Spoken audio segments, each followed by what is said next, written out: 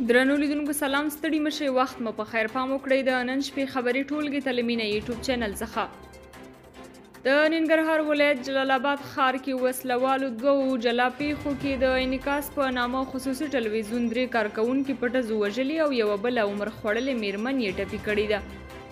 والي امرخیل وایي چې یوه پیښه د جلال آباد ښار په لومړۍ ناحیه کې شوې ده چې وسلوالو د انعکاس ټلویزیون په دوو ښځینه کارکونکو ډزې کړي او دواړه یې ځای پر ځای وژلي دي.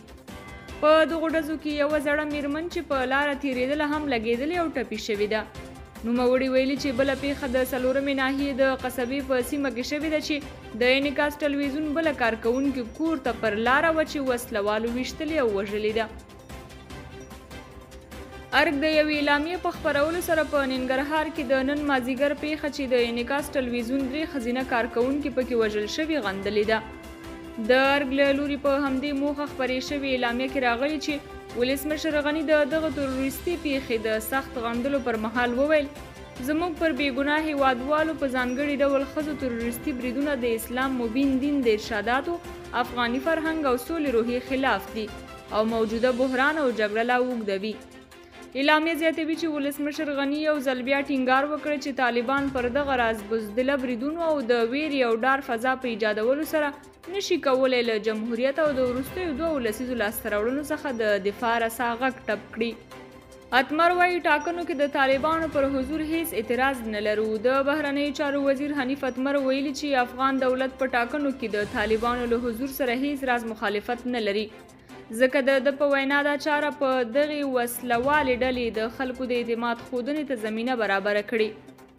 اتمر له سپورټینګ اژانس سره په مرکه کې ویلي دوی د افغانستان د وګړو په توګه د طالبانو حقوق درک کوي که هغوی دا فکر کوي چې د افغانانو لپاره یې جګړه کړې ده او د خلکو باور یې لاسته راوړی دی نو مهرباني دې وکړي په ټاکنو کې د ګډون وکړي.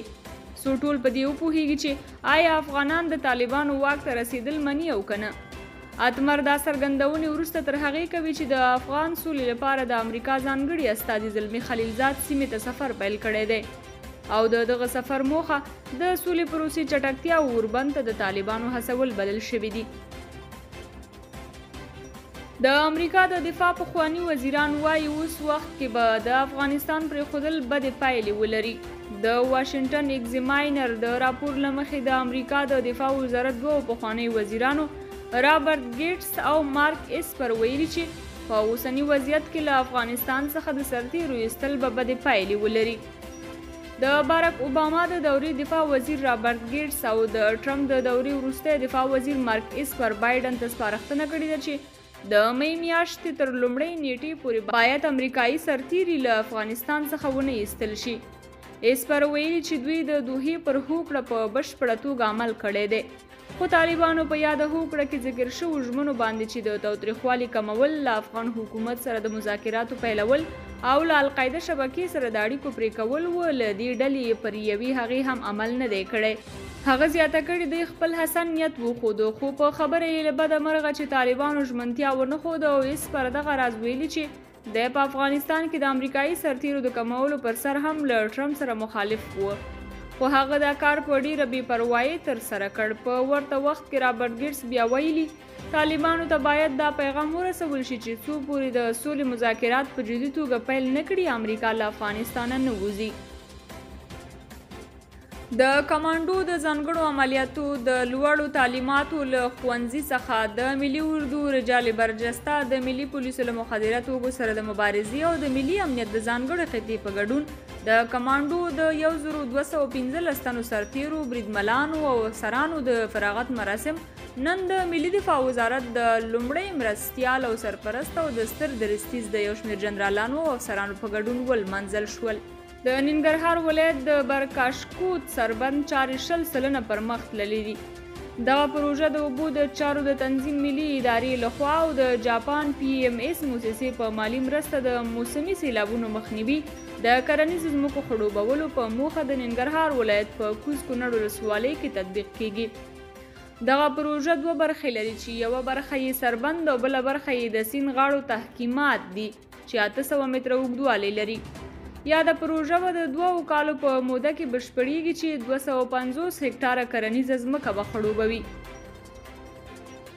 د افغانستان د کورنیو چارو وزیر مسعود اندرابي نن ملت ته د حساب ورکونې په غونډه کې وویلي چې له فساد د مخنیوي لپاره یې په داسې طرحه کار پیل کړی چې له مخې به یې د سرغړونې په صورت کې ترافیک له موټر چلوونکو نغدي پیسې نه اخلي بلکې بانکي تعرفه به ورکوي. هغه وایي چې دغه طرحه به په راتلونکو 5 میاشتو کې پلي شي. اندرابي دغه راز په هیواد کې د جګړې په تړاو په خپلو خبرو کې وویلي چې طالبانو امریکا سره د دوحې تر هوکړې وروسته پر امنیتي ځواکونو، علماو او مدني فعالانو بریدونه زیات کړي دي. هغه وایي دوی په روان کال کې جنایي او د امنیت ضد 14,000 پیښې ترسره شوي چې په تور یې 21,363 کسان نیول شوي دي. د نوموړي په خبره په دې وروستیو کې د طالب مشرانو او جنګیالیو ترمنځ د روانې جګړې د مشروعیت په اړه ژور اختلافات هم پیدا شوي دي. امنیتي مسؤلین وایي د تیرو 24 ساعتونو پر مهال په 5 ولایتونو کې د القاعده 4 غړو په ګډون 18 طالبان وژل شوي او 20 نور ټپیان شوي دي. همداراز په یادو ولایتونو کې 123 کړۍ ماینونه هم کشف او شنډ شوي دي. د ملي دفاع وزارت په خپرې شوې خبرپاڼه کې راغلي د ملي اردو ځواکونو په ختیځ زون کې د طالبانو تر ټولو لوی مرکز نیولی دی. له دې مرکزه وسلې، تجهیزات او د طالبانو یوه اندازه نشهیي توکي له منځه وړل شوي دي.